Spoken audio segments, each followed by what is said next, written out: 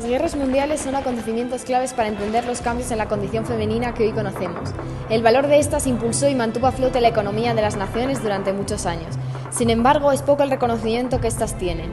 Los hombres tuvieron que dar parte en muchos frentes durante los años que duraron las guerras, pero la lucha en el hogar, en la industria y hasta en los frentes como voluntarias nos demuestran que la participación de las mujeres en la guerra merece igual reconocimiento.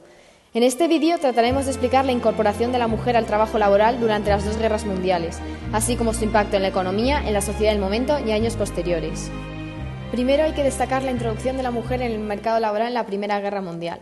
Hasta este momento el papel de las mujeres estaba relegado a las tareas domésticas y al cuidado de los hijos. Solo unas pocas, tras la primera revolución industrial, habían conseguido introducirse en este mercado. Sin embargo, en esta guerra, debido a la gran movilización de personas al frente, la retaguardia quedó desocupada, por lo que fueron ellas las que se tuvieron que ocupar de que la producción siguiese adelante. En total, 1.345.000 mujeres obtuvieron nuevos trabajos y sustituyeron a los hombres durante la guerra. En las siguientes tablas se aprecian los cambios en la contradicción de las mujeres durante la guerra y las diferencias entre hombres y mujeres empleados en los grupos industriales. En Francia, la proporción de mujeres en la fuerza de trabajo aumentó un 32% a un 40,5%.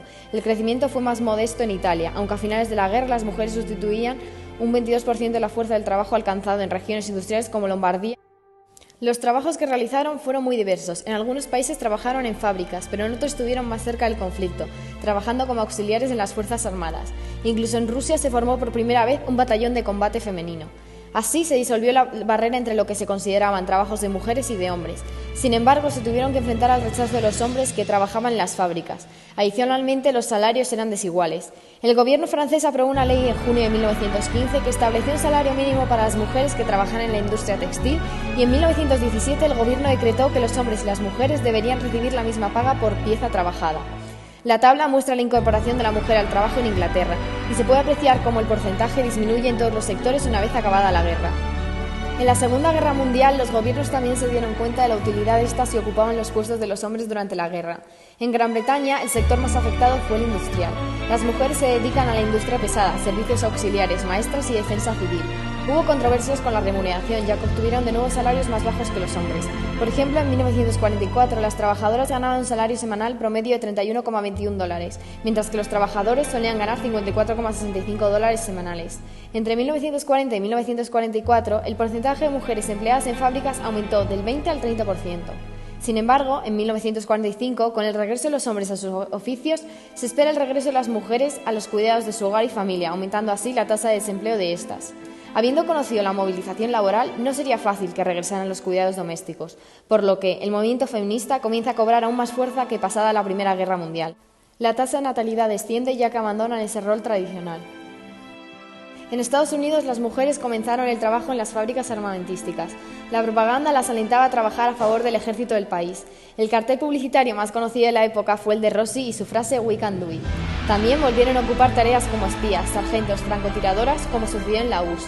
Alemania optó por el tradicionalismo, excluyéndolas del mercado laboral.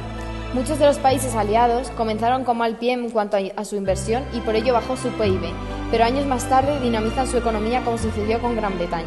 El crecimiento económico de Estados Unidos fue de los más destacados, como se puede observar en esta tabla. En esta también se refleja la evolución de otras involucradas, como por ejemplo Alemania, que puso mucho empeño en crecer económicamente, a pesar de que luego su PIB se diverge de los vencedores como el de Italia y Japón. El enriquecimiento de las potencias se debe en gran parte a la incorporación de las mujeres en el mercado laboral. Respecto al papel de la mujer en la sociedad y en el mundo económico, las dos guerras mundiales han supuesto un gran avance en el camino hacia la igualdad. La situación de las mujeres en el mundo laboral comenzó a evolucionar de una forma más notable a partir de 1950. Las mujeres pasaron de estar dotadas solamente para la maternidad o las tareas de la casa a trabajar en fábricas, en el sector terciario. Todo esto fue posible gracias a la aplicación de nuevas leyes y acuerdos como la Convención número 100 de la Organización Internacional del Trabajo, en la que se lleva a cabo el Convenio sobre Igualdad de Remuneración. El mundo laboral comenzó a cambiar radicalmente a raíz de las dos guerras mundiales.